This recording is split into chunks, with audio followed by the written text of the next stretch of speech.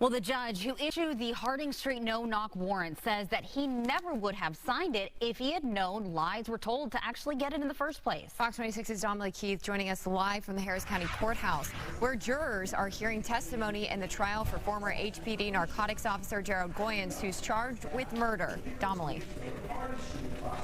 Yeah, Judge Gordon Markham testified today, and he said that Gerald Goines told him that he watched a confidential informant buy heroin from the Harding Street home, and that the man in the house had a 9mm handgun in his waistband. Well, prosecutors say not only was there no drug deal and no informant, they say Goines never even investigated the Harding Street home before barging in with a narcotics team back in 2019 to serve a search warrant that quickly turned deadly.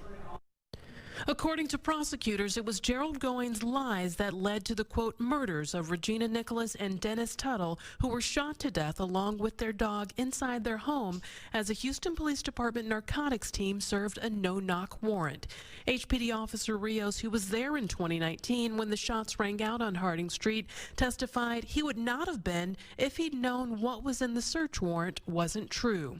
The prosecutor asked Rios, none of this would have happened but for Gerald Goines, right? And, but for this warrant, officers aren't allowed in that home. Rios answered correct to both questions. Officer Sadell Lovings, seen here in this Houston Police Union benefit poster with his family, was left paralyzed in the shooting. Goines' defense attorney told jurors, quote, serving a warrant isn't only dangerous, but dealing with someone with severe psychological issues is dangerous. Lovings is paralyzed because Dennis Tuttle shot him. 3 other officers were also shot, including Goines, who was struck in the face.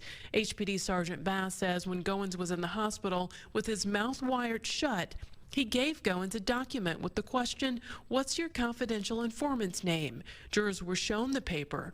Goines listed his own name and ultimately wrote, there was no confidential informant. Goines also put on the paper he bought the heroin on his day off, which Bass says through restaurant surveillance and toll road and cell phone records he proved wasn't true. Now, investigators say a small amount of white powder and a small amount of marijuana were found inside the Harding Street home. They say it was likely used for personal use. They do not believe the couple was dealing any drugs. Now, Gerald Goines is charged with several charges, and on this murder case, this trial is set to last several weeks. Reporting live from the Harris County Criminal Courthouse, I'm Damali Keith, Fox 26 News.